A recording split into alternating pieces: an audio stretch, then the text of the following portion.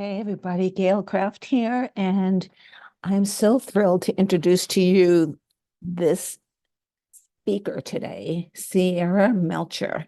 Sierra and I have something in common, and that is this thing called dyslexia. Her and I talk about what that's like growing up and learning how to navigate differently than everybody else in order to make it through school. This is an amazing story. This is a woman who is extremely dyslexic and yet is the founder of two publishing firms helping people write their books and get them out there. This is going to be a fun one, guys. Thank you for joining me. Here's Sierra.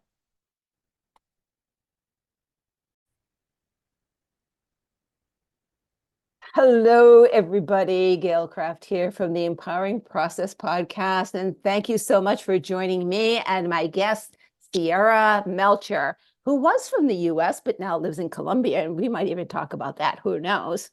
So, Sierra is a best-selling author, and we'll talk about the miracle of that, an international speaker, an educator, and she is the founder of Red Thread Publishing, LLC, which is an all-female publishing company, which has an amazing mission to support 10,000 women to become successful published authors and thought leaders. And so she offers classes and coaching and stuff like that, but we're going to talk a little bit about how she got here and then a little bit more about her business near the end. So welcome to the Empowering Process, Sierra. Thank you, Gail. It's great to be here. It's going to be so much fun. So we're going to talk about neurodiversity. So Let's start with something light and fun. yeah, light and fun. Neurodiversity. And in this case, we both have what's termed as dyslexia. Now, when I was a child, that was not diagnosed. And I thought it was normal. Like if you were reading a book and I was on the other side, I would be reading it upside down and thinking that's normal. I mean, doesn't everybody do that? Right? And sometimes I would be reading something, and then when I was done, I would go back and read it because I realized that the story that I read was the story that I created, not the story that my eye, right? This happens to me all the time. I read a sign and I'm like, that's hilarious. And then I look at it and I'm like, no, that's just a sign. It's just like turn left. I'm No. like, that's not nearly as funny as it was the first time. Oh my God. Like, yes, the first time that I went through Butte, Montana, I went, let's go and pass the butt. But then it's not funny anymore, right? Right. So for me, I really struggled in the lower grades because those are the years where, spelling is so important and your numbers, math is so important. I know the answer is 32, but I'm going to write 23. The numbers are there. I mean, they're there. They're both there, right?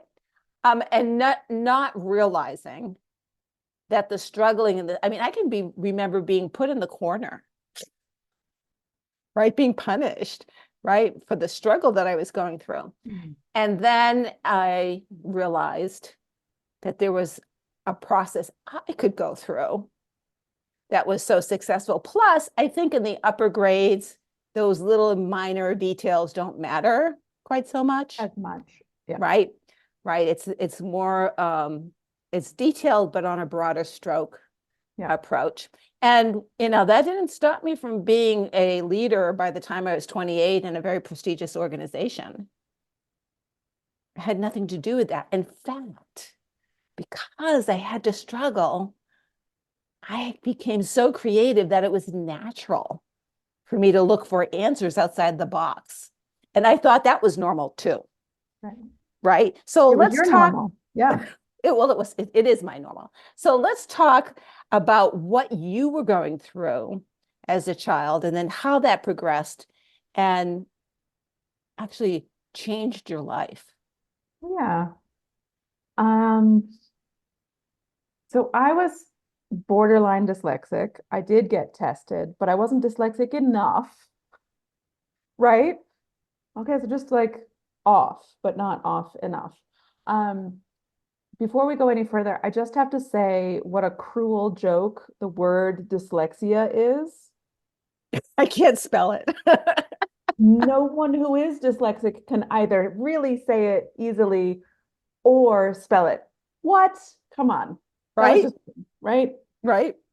So I grew up genuinely not knowing how to read, could not figure out how to decode the written word, did not get it. And I'm sorry, but English is hard. I live in Colombia. Spanish, every letter makes one sound. And when you know what the sound is, that's how to, there you go. Forever, forever. Forever. Where And it where doesn't matter what English your is, here's neighbors the are, rule, but no, no, no, no. except when it's not a rule, except when there's another rule. And then even the exceptions have two more exceptions.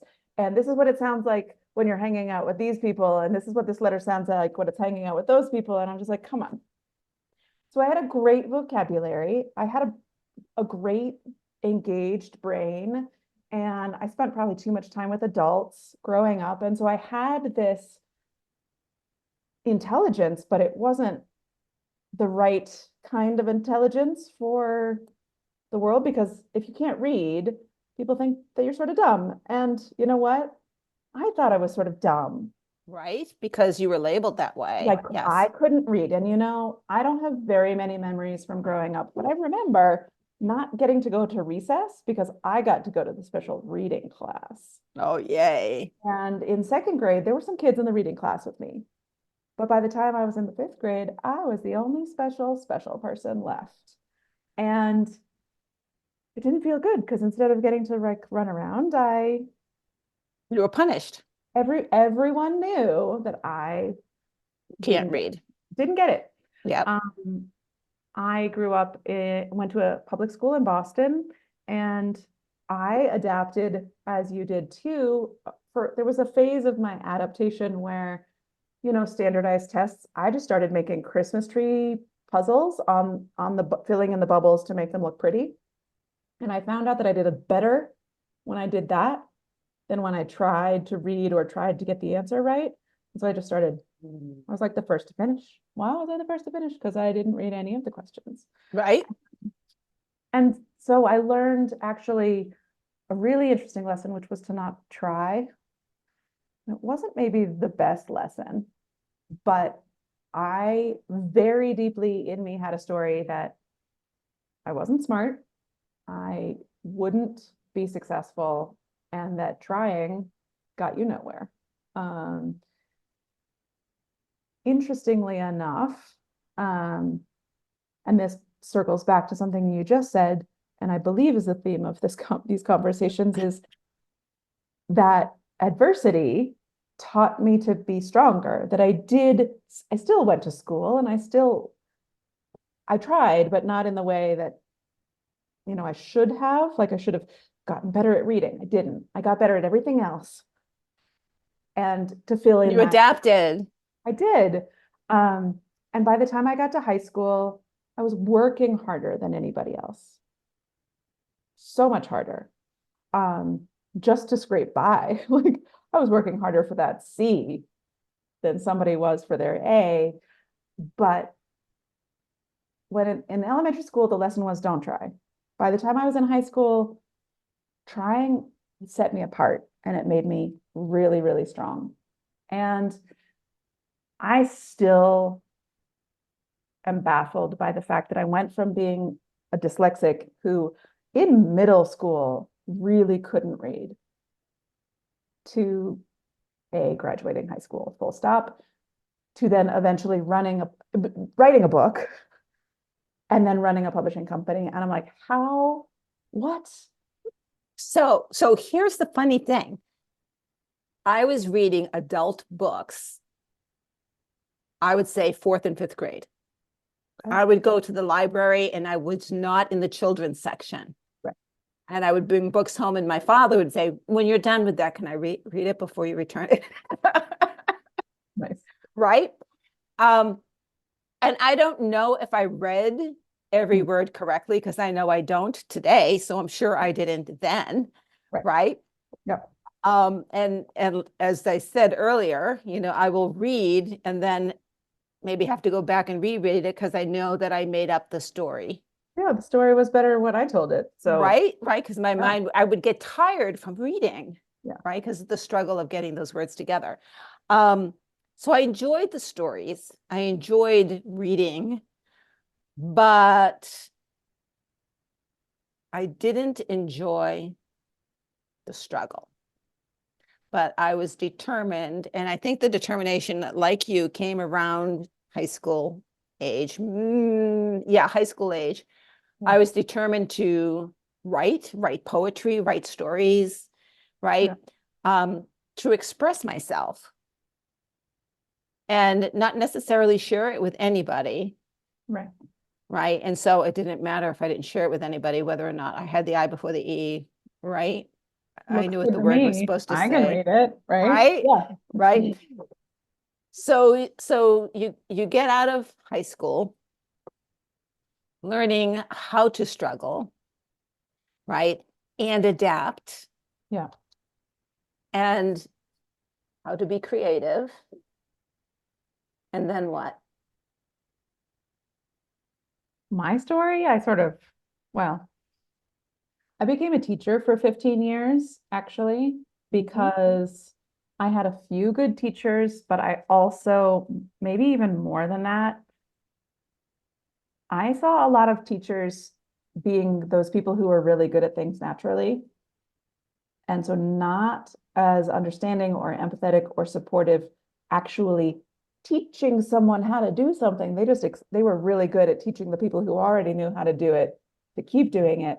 And I became a teacher for those people in between. Yeah. Who didn't get it, but could get it if somebody cared enough to present it differently, explain it long enough, repeat it, have them doing jumping jacks while they were learning it, whatever, right? To take the everything out of education and make it about learning and not about doing it a certain way.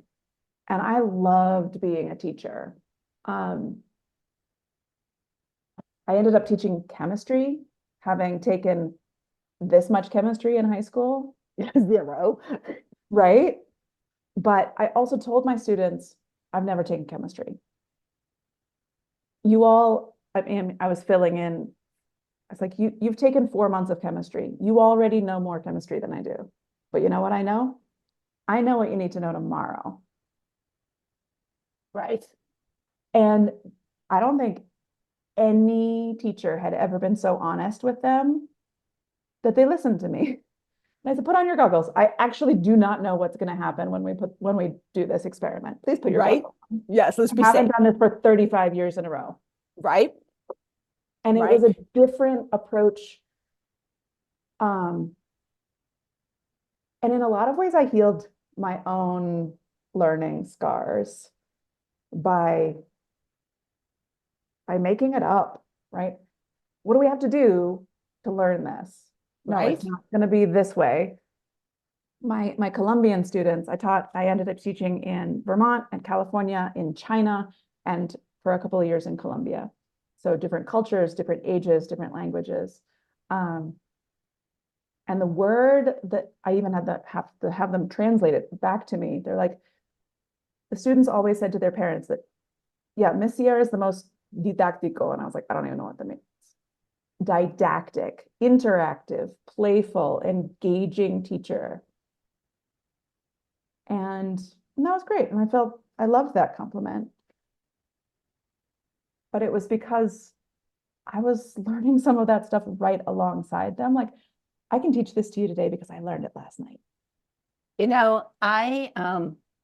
I used to manage a bunch of trainers in this large insurance company. And I fortunately had my trainers create a trainer's manual, right? And one of my trainers, this was in Boston. You know the building, it has lights on it. Maybe I was a kid in Boston. Yeah. Didn't come in. And so I had to cover for her a subject that I had no clue about. Mm-hmm. So I did exactly what you did. I actually sat on the table in front of the students, opened up the teacher's manual, and said, we're going to learn this together if that's okay with you. Yeah. And that level of honesty. And the thing is because of that, you got creative. Mm-hmm. Right. And you made it fun. So you were showing them how you learn. Right. Right. Yeah. So why did you get out of teaching? What happened? The very quick of it is the education system's not really designed for learning. And I meant to take a sabbatical, and that was 9 years ago. I take the best parts of what I did in my classroom teaching into the work that I do now. I teach people how to write. I teach people how to publish, how to become entrepreneurs and authorpreneurs. I teach people how to market their book and market themselves. Things I definitely didn't know how to do 10 years ago. I can now not only say, here's what it looks like you need to do, I can break it down for you so you can know how to do it for yourself. And it might even be occasionally fun.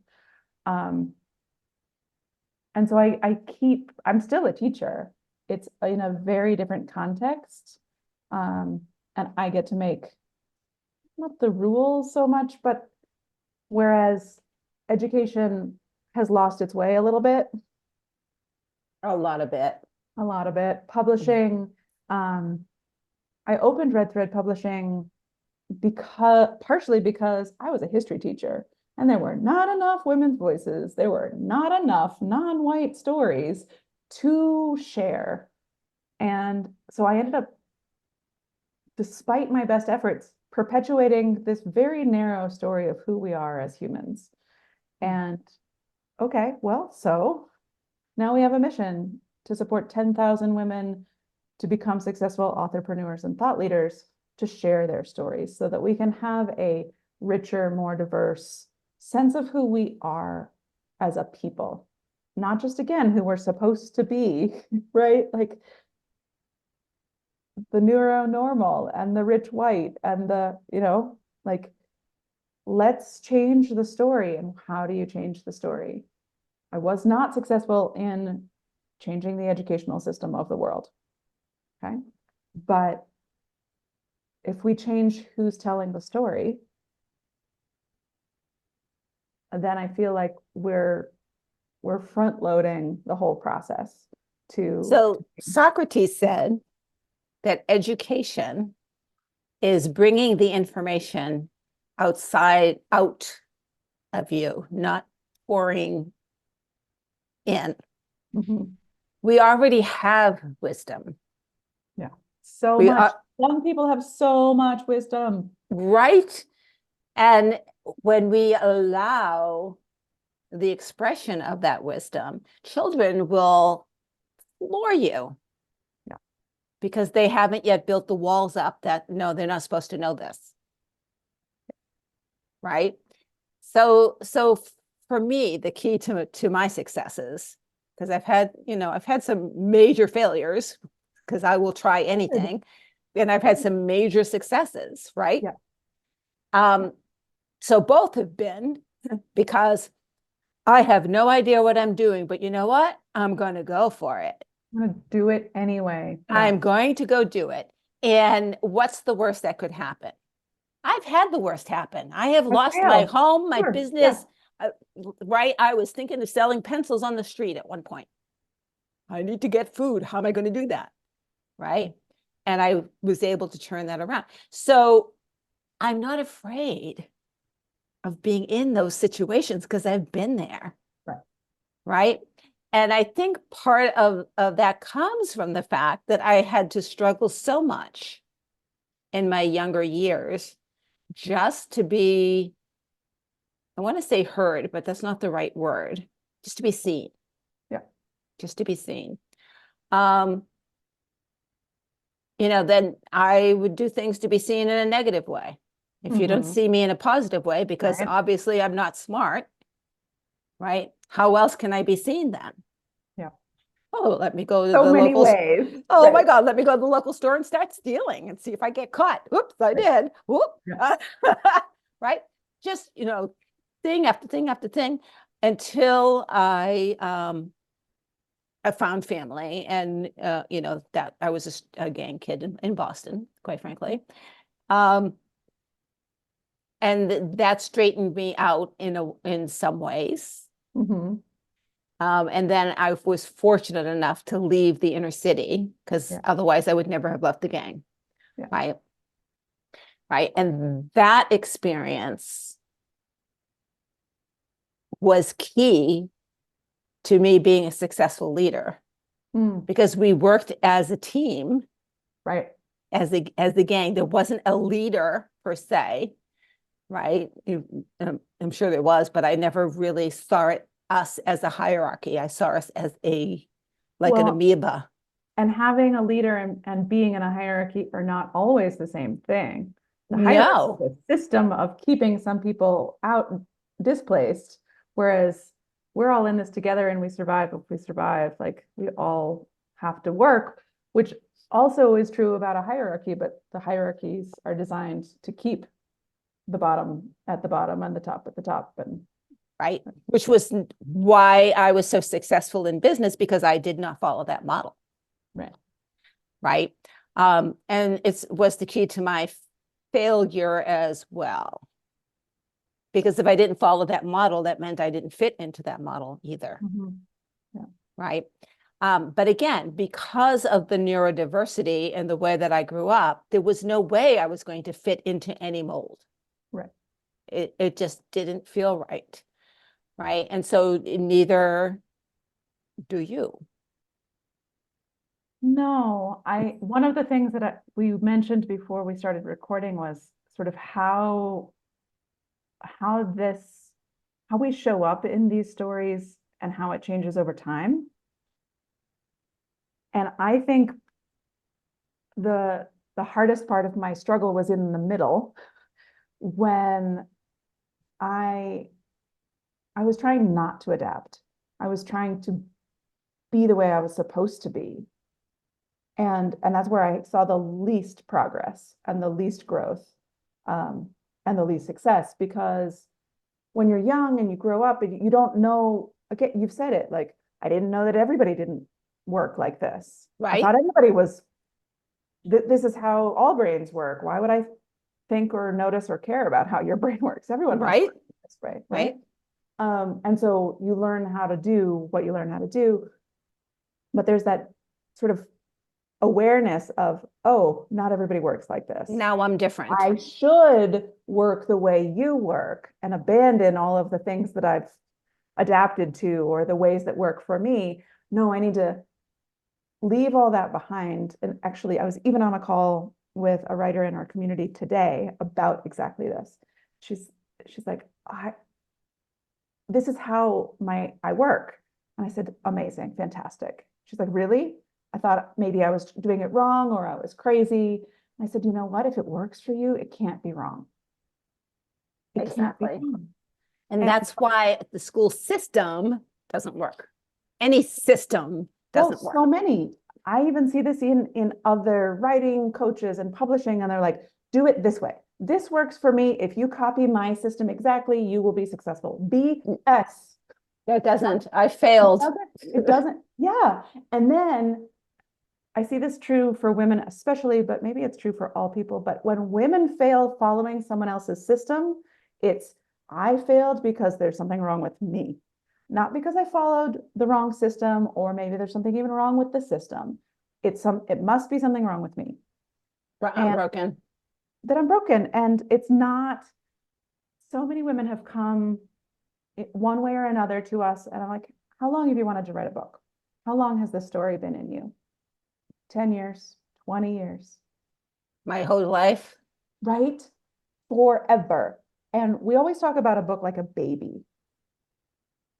No one wants to be pregnant with a baby for 20 years. There is a point where that is just no longer, Even an elephant. right?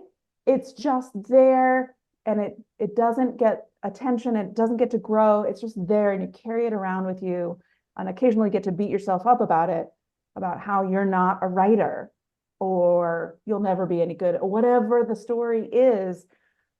Instead of saying, oh, I didn't have a system that worked for me, whether that system came from within you or you found a system that actually worked. And so I always talk to folks about what works for you. That's the system. Cool. Use that. And I'm also very conscious sometimes when I teach something, I say, if you hear yourself saying, well, Sierra said I'm supposed to do it this way, and it's not working for you, I need you to call yourself out on that, because that's just, again, using me. We're so good at finding those external systems and using them either as things to try and then fail at, and then using that as an excuse to not move forward. It's hard to break even that cycle of there's a right way to do something and there's a wrong way to do something. So one of the things that I learned in my second coaching degree, is that my job is to, like I said, education is to get the information out of you. Right. Because if you say it, you'll do it. But sometimes I will provide guidance or information. And I will say, so you can have this, Sierra, if you want. I will say, I'm taking my coaching hat off and putting my consulting hat on. What that means, and I educate my folks before we start, when I say that you can take what I have to say and never do it. Oh yeah, absolutely. Right. Or you can try it, and if it doesn't work, abandon it. Because the only expert is you. It's not you. Me, Right. Not me. Don't let me be the expert. I'm and not. Override yourself, right? Like I'm not the expert of you. I'm the expert of me. Right. That's all I can ever hope to be. Right. But I can help you get there. Right. Right. And help you get there. And one of I have so many pet peeves, and one of them is the neurodiversity labels, like dyslexia. What we end up doing when we label ourselves is we create separation, right? And we create the illusion that we're broken, right? My brain doesn't work right. Well, who the hell said that? Maybe my brain works perfect, and that your brain is the one that's off track. Right. Right. But, that's easy for me to say as an adult, as I've gone through a lot of transformational experiences with getting rid of not all, but as much garbage as possible. But a child who is labeled with neurodiversity issues, whatever they are, now has to carry, like you did. Oh, so I don't get to go out to recess. I get to practice reading. Now I'm labeled as being stupid. Well, and then self-labeled, which is even more damaging, I think. Right. Because the stories we tell. Right. I'm not good enough. I can't go out and play. Oh, here I am again. Right. Yeah. Right. And so, and me, I was put in the corner because I wasn't, reading. So one of my other problems, surprise, surprise, is that I'm a chatterbox. And I will chatter when I'm bored.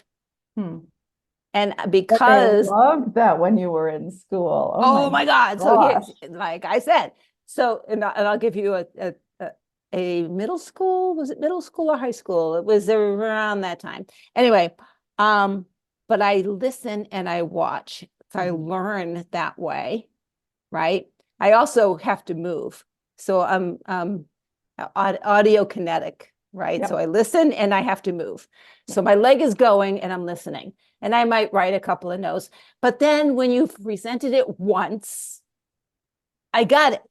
Right. Move on. But that's not what teaching does. They rehash it and rehash it and rehash it. So I'm going to start talking because I've got it. Right. right? And so I can remember one teacher throwing an eraser at me to shut me up. And I'm like, well, when you start talking about something of interest, I will. Because I was done.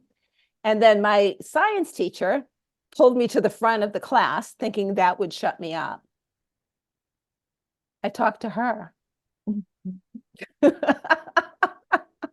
Right.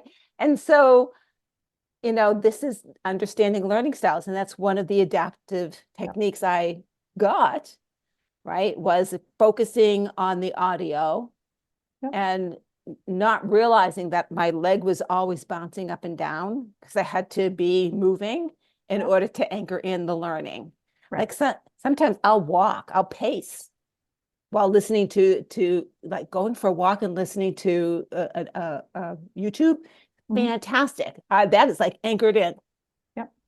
Right. So know your style. Right. Right. And then embrace it and forget everything else. That's why I'm sure you teach in a variety of manners. I just released a book and called Journey to Enlightenment. And that book has the chapter of blah, blah, blah, blah, blah. At the end of the chapter, it's like, okay, so here's an exercise if you want to anchor it in. Oh, okay, here's an empowering question. Right. Which and here's a link to a meditation. Right. So there's a bunch of different modalities. Yeah. And you can do all of them or none of them. Yeah. Right. Because I know the reason I wrote that book is to help people take some woo-woo ideas and bring them into how does that affect me today? You don't have to understand the woo. You have to integrate the woo. Yeah. Right. And so how do you do that? Right. And all of this is because I've had to integrate in my life. So where are we going with this? Well, I was just going to say that I think we have a cultural story that struggle is a bad thing. And again, BS. You go to the gym and you lift weights. What are you doing? Well, you're building muscle so you can be stronger. Right. So you're struggling, you're sweating, you're quite possibly miserable, but you are literally ripping your muscles. Exactly. You got to tear it apart to make it stronger.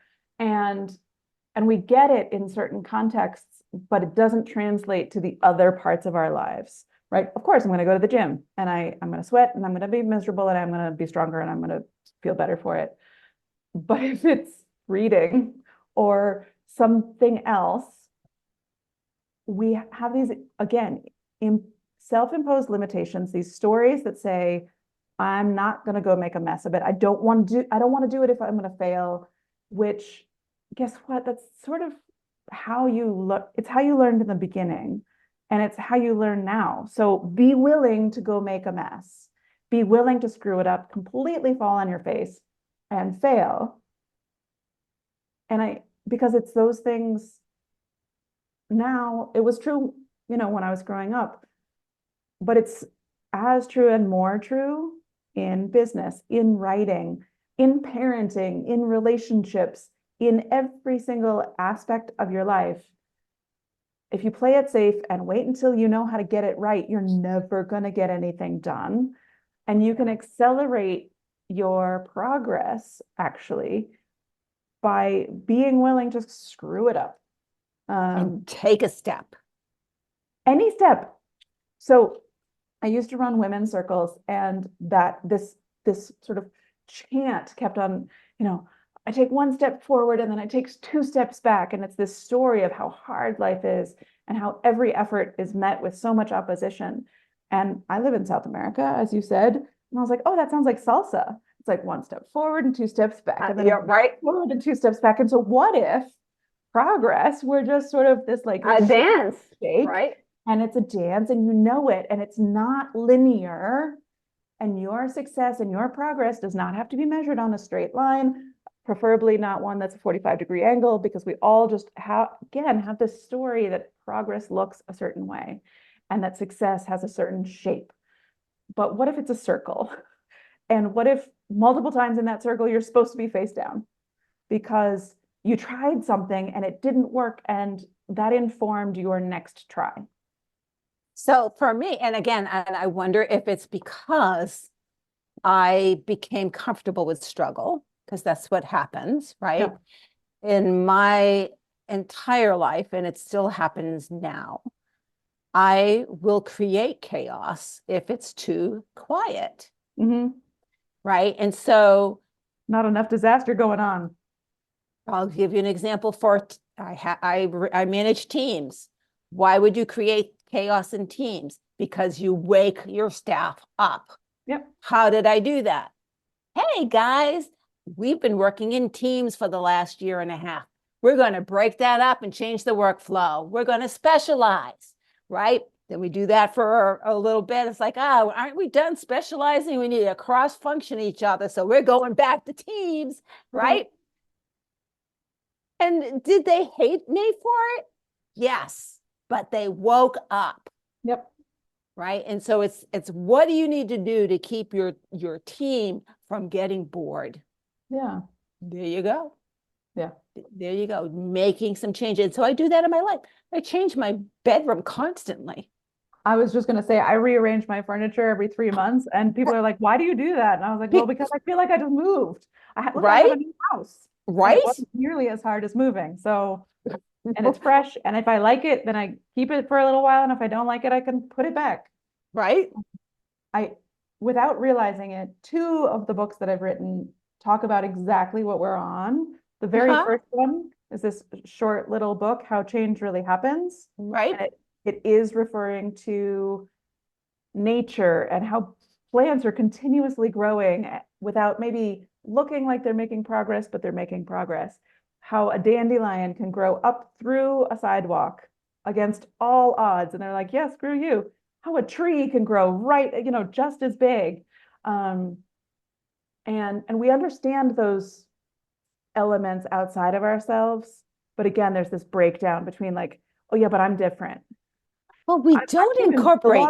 laws of nature don't apply to me. I'm like, No kidding. My favorite is we've all gone to science and we yeah, have all learned about the atoms and that everything is made up of energy, but right. not me, but not me. No, definitely not. No. Right? Yeah. Right. As soon as, and again, this is part of that, my recent book, as soon as I, so I don't want to say we, as soon as I integrated that knowledge into I am little molecules Right. bouncing off each other and the little electrons bouncing off each other, then I'm no different than the glass of water or the table or Yeah. the wind. Yeah. I'm no different, except that I know that I am self-aware. I don't know if the wind is self-aware. It's never spoken to me. Right. It could be at Yeah. its level, Yeah. right? So the only difference is I make up stories, and that's what's different about humans. Right. We are the only creature on earth that creates stories. Yeah. And some of them we tell ourselves. And so therefore we have the power to change by changing our story. Exactly. So what's the other book that you're about to hold up? So the other book is actually my most recent baby, and this is inspired by dyslexia a tiny bit, typo, The Art of Imperfect Creation, Permission to Do It Badly. And it links very much to what we're talking about. And this is for aspiring writers, and it has definitely pages where you're supposed to write here now. Go doodle, go make a mess, like engage on the page. Because for so long, no matter how much I teach, aspiring authors come and they're like, yeah, I'm going to write my book, but I still don't want you to tell me how to do it right. Okay. And this story we have about how to tell our story and or what it's going to look like once we've done that is such an obstacle. It is such an obstacle.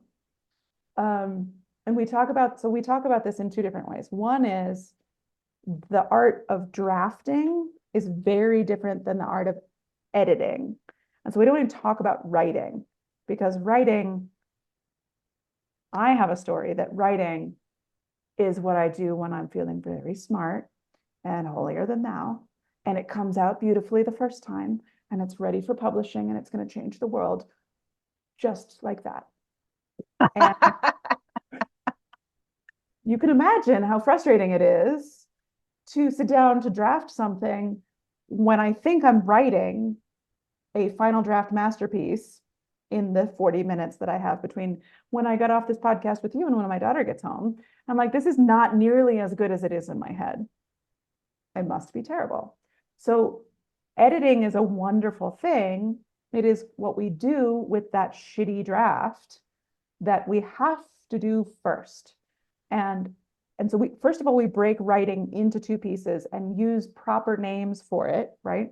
Because I'm dyslexic, we're going to call things what they are. This is not writing, this is drafting, and this is editing. Okay? So very funny, because I call my books blah, blah, blah draft. Yeah. I label it draft. Good. So that I know that permission to do it badly. I can just throw mud against the wall and hope it sticks. Yeah. Yeah.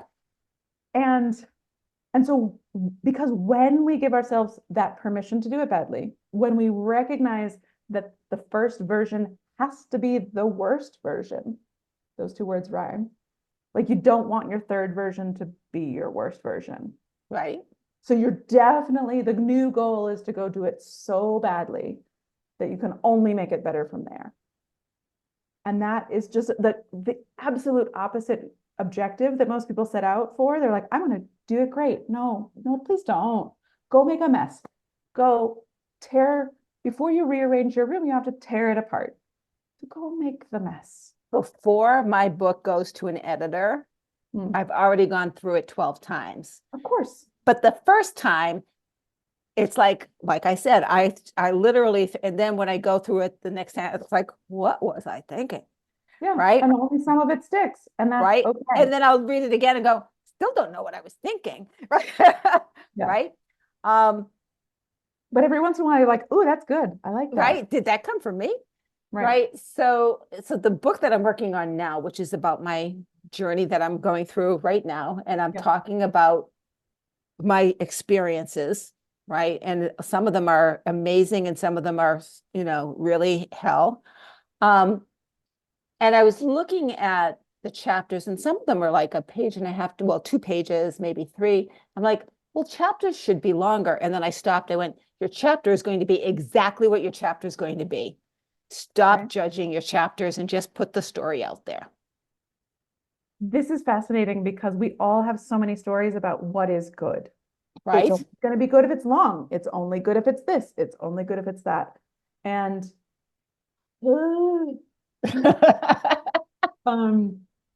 and it's never going to be written if we have a lot of stories about what makes it good. Right, because they conflict. Absolutely. They definitely conflict. And we're always measuring an early draft versus what somebody else has written. Everything we've ever read has been edited countless times, polished, published. I don't know.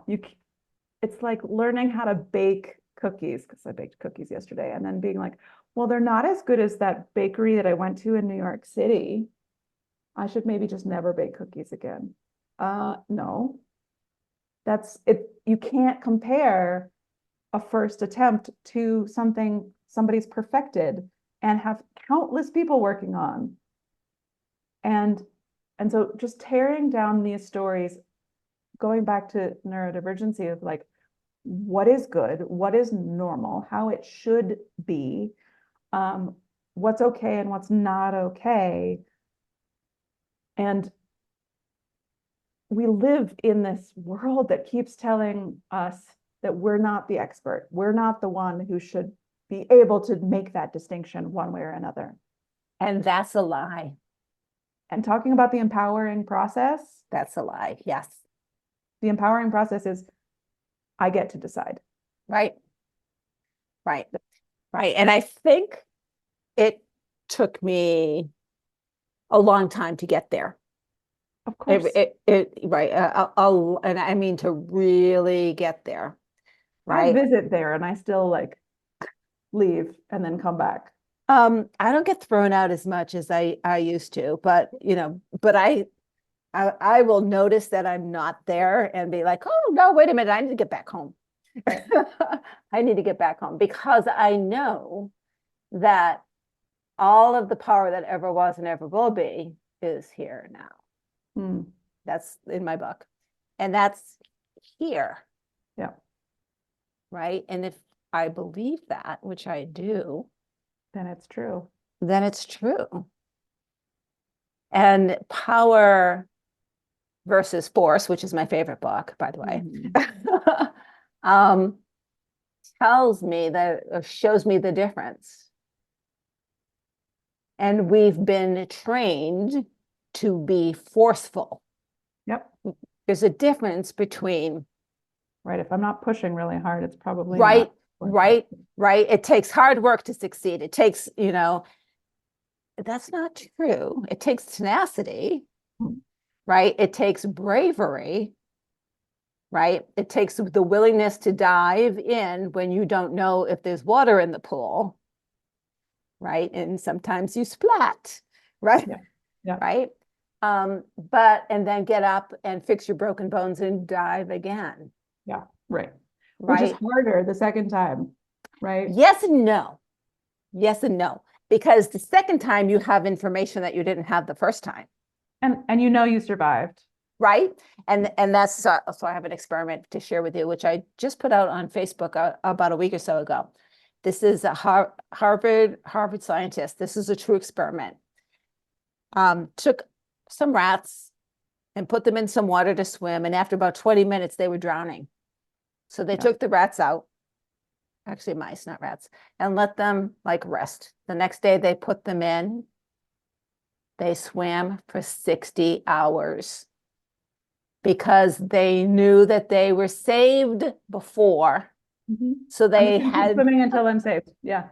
right, that they had a belief that they were safe. Yep. If a mouse can do it, why can't I? Of course I can. Yeah. Right. And that again, if it weren't for the struggle as a child and as a young adult, right? And even, even today, I can't put a post out there that's clean. I try, not happening. But again, like, okay, and so what? Because Right. the alternative is to not put posts out because they're not ready yet. And Right. then we're just never going to get there. Right. Then it'll never go out there. And I will tell you that my tribe does not send me messages about a typo. Some people do, and I will make a comment of it. Did you get the message of the post? Great. Right? Because that's what matters. We are here to share our stories and to learn from each other in our stories and to experience what Abraham Hicks calls expansion because of our stories. And so if we're not sharing our stories, we're doing a disservice to ourselves. Right? And so I love the fact that the very thing that you struggled with in your life is what you do as a career. It is ironic, and in a million years, I would never have guessed this, but it is also the thing, I think maybe the same reason I loved teaching, because learning was so hard for me. I love supporting authors to write and publish because, yeah, I have the story that kept my story locked in me, my first book, for over 10 years. And so somebody can come to me and say, it's been 10, 12, 15. I'm like, yeah, I got you. Right. And we can still get this book out this year. Right. Right. And so if someone wants to, we could go on forever, Serena, Sierra, if someone wants to get in touch with you, how would they do that? The internet is an amazingly cool tool. I'm not always a super tech fan, and I'm not an early adopter for all sorts of things. Excuse me. But I do love the internet. I have come around. So redthreadbooks.com is our organization. And we are on all of the platforms, but especially Facebook and Instagram. And I love to talk to people about their stories, whether they are book form stories or otherwise. But especially anybody who has that niggling, that whisper that maybe is a shout somewhere in your mind of this is the story I really need to share, but I have no idea how. Right. Or this is the manuscript I've drafted and I have no idea how. I love that. Or no one would be interested in my story. Everybody's got that voice, right? Everybody, you would be surprised. Everybody. Yep. Yep.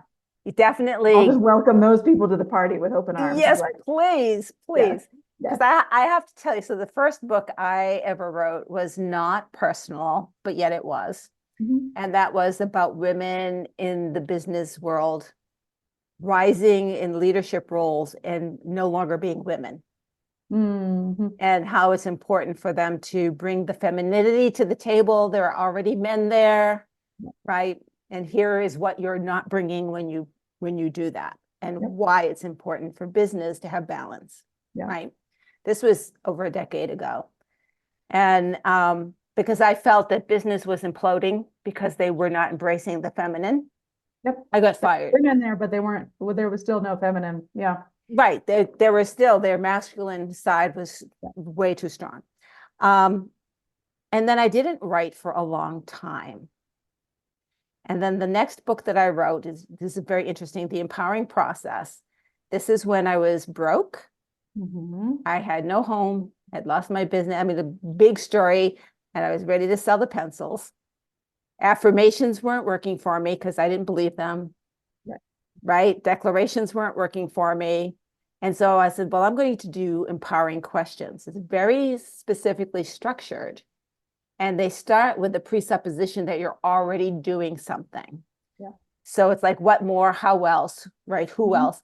Right. And your subconscious goes, oh, you're already doing that. Yes, you Start are. finding the evidence. Right. And so then your RAS opens up. And so I wrote the book, 366 Empowering Questions. Mhm. Right. And then I didn't write for a while.